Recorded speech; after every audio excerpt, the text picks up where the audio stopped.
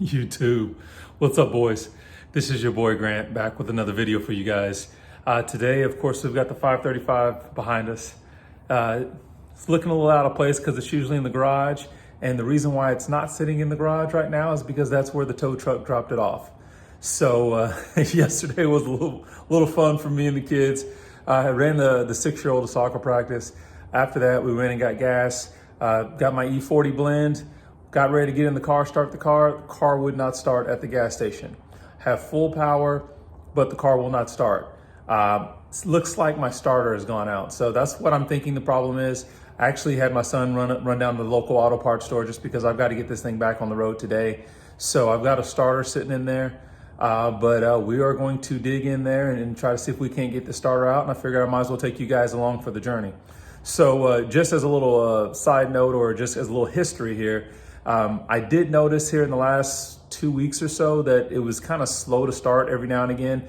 I thought that was an issue actually with my battery. I thought maybe I was things had been left on, or I actually have the new mount that I just been working on another video for you guys. I thought, okay, well maybe this cell phone mount is actually draining some of my battery once the car's been turned off, and so I didn't think too much of it. But again, last night would not start at all. So you see the cable going into the car, or I say it's actually a power cable. That's for my laptop. Went ahead and plugged ISTA in, tried to run through some diagnostics. There's actually not a diagnostic for the starter, but we wanted to make sure everything else was running good, and it is. So again, really thinking that this is actually going to be a starter issue.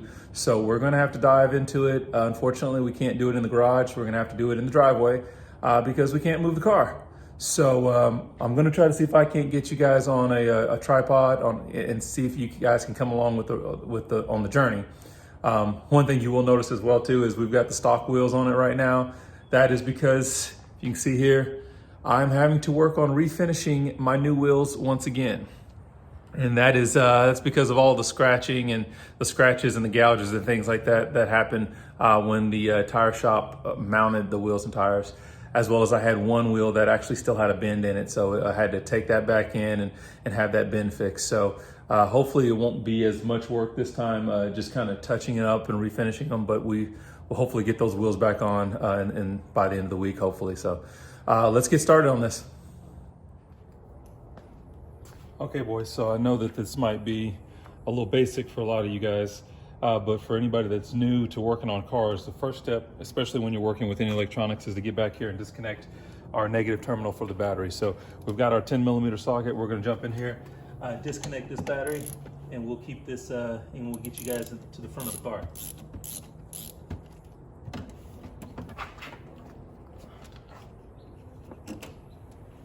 That disconnected, I usually put some sort of towel or whatnot between that just to make sure that it doesn't accidentally come back down and touch. So we should be good there, and we'll get to the engine bay. All right, boys, so we got to look at the engine bay here. Actually, I don't think you guys have seen my custom intake here that I'm trying out. Shout out to my boy Eddie that gave me this to try out. Really, really nice. Really loving the intake sounds we're getting from the car right now. So I'm gonna probably end up doing a really similar setup. But to get to the starter is actually below our intake manifold. So the first steps we're gonna have to do is I'm gonna go ahead and remove this intake. We're going to have to disconnect the charge pipe, and then we're gonna have to start working on removing the bolts holding on the intake manifold. I don't remember, it's been a while since I've taken this off, so I don't remember if I have to take this fuel. I think I can leave the fuel line on, but we'll get started on that now.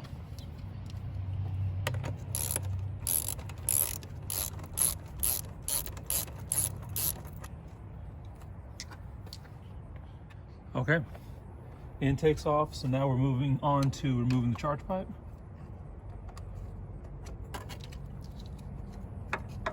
Okay.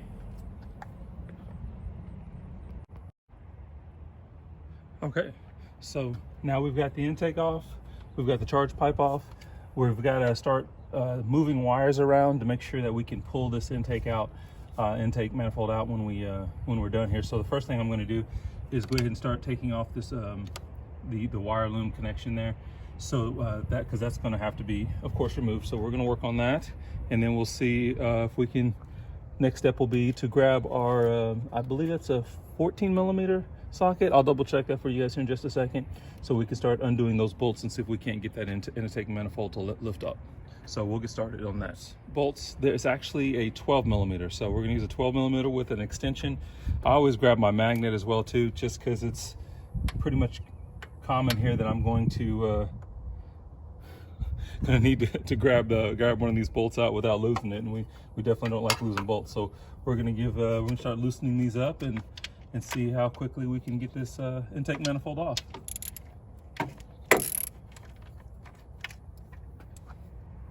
Bolts a couple times. There's actually, I think there's only one intake manifold bolt. Everything else are intake manifold nuts. So what I try to do is I try to loosen them typically about 3/4 of the way. Once I've got it loose, almost off, I usually grab my magnet and then I try to work it the rest of the way off with my finger to try to pull that nut off, because I have lost these before down in the on top of the engine here, and so or inside that engine. You don't want to just lose these nuts all the time. So just another quick tip for you guys.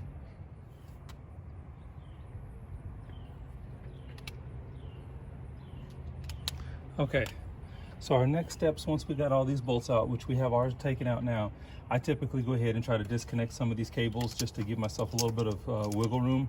I try to push this harness back as much as possible, and then you're going to try to start loosening this up to get this to come out of place. And oh, forgot my last bolt here, so we're gonna can't forget that one here. So we're gonna see if we can. And this is the actual bolt. Everything else was a nut that we've already removed. So there's that last bolt. So we're gonna see if we can't get this now to wiggle out of place. Okay, that we're removing here. But again, we kind of have some of these cables that are attached. Oh, almost forgot. We will want to go ahead and disconnect these harnesses here, because there's no way that we're going to get this removed with those harnesses connected. Okay, so we've got the intake manifold off. We have access now to our starter. We're actually going to press this in and pull that off to disconnect the actual cable to the starter. Now we're going to have to remove our power lead, and so that looks like it's a 13 millimeter socket.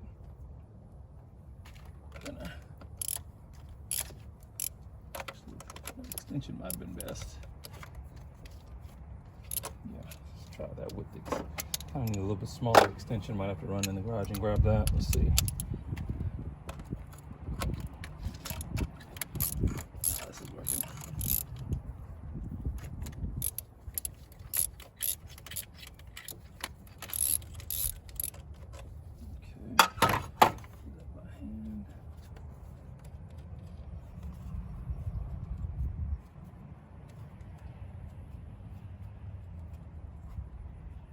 Okay.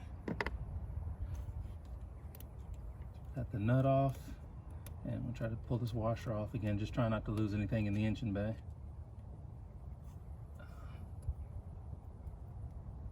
Okay, washer off. So there's our power lead is now off. And so what we're gonna need to do now is, it looks like we've got a bolt here on this side and then one on the back side that we're gonna have to get. And that's going to be one of those eTorque sockets. So hopefully I have an eTorque socket that size. Let me go check. Okay, so that is an E16. So I've got that with the swivel, and that is the right one. I actually have already broken loose the nut on the front of the starter here, so that we get it back on here. Now I think the most difficult one is probably going to be that back side, because not a ton of room to work with. So yeah, that E16 is coming out here, and then we're gonna, there we go. Then we're gonna fight with the one on the back side.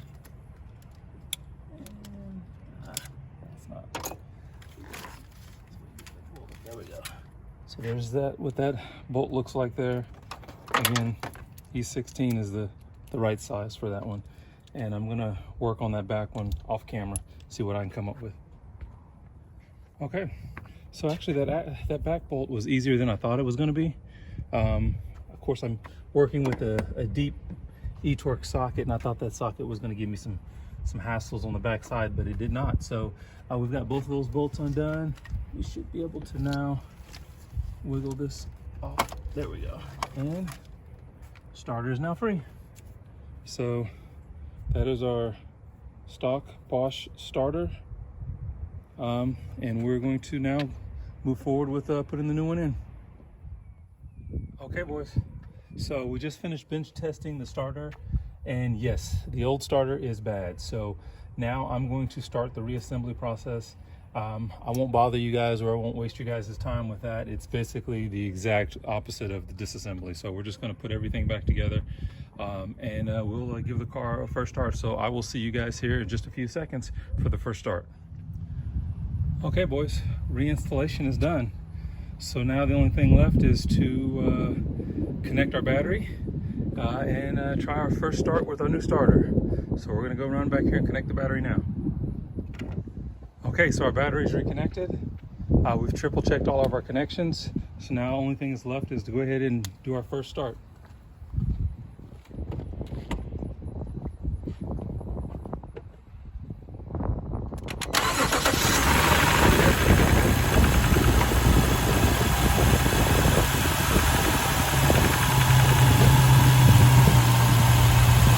Back in business. Okay, boys, job is complete. So hopefully you guys won't have to replace the starter on your car soon. But if you do, hopefully this will be a little step-by-step process for you. Again, if this is your first time to our channel, please like and subscribe. Let me know what other things you guys would like to see. Want to continue to bring this content for you guys. And I will look forward to catching you guys in the next video. You guys be safe. We'll talk to you soon.